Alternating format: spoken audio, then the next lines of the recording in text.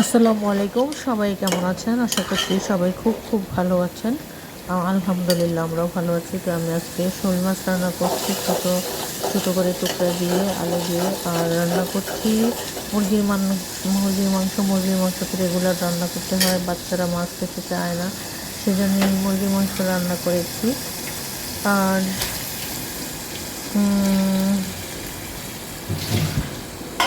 বিকেলের নাস্তার জন্য ছোলা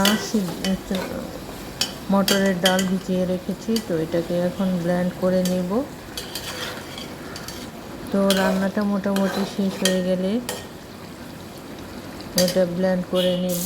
আর আছে ইলিশ মাছ দিয়ে ধরা দিয়ে রান্না করব।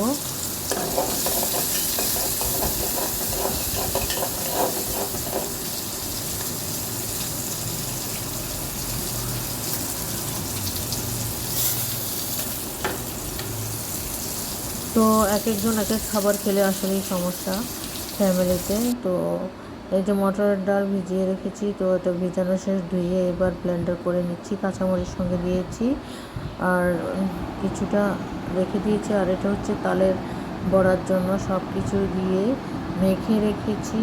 সন্ধ্যার নাস্তা দুইটাই হবে। তো সবাই ভালো থাকবেন।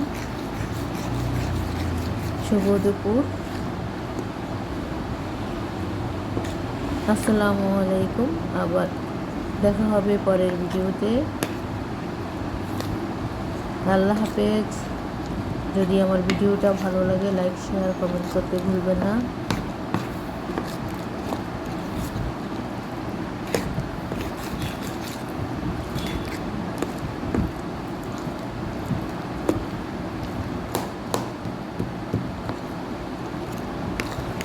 তালের বড়া বানাবো, তো তালের বড়াতে সব কিছু দিয়ে নিয়েছি।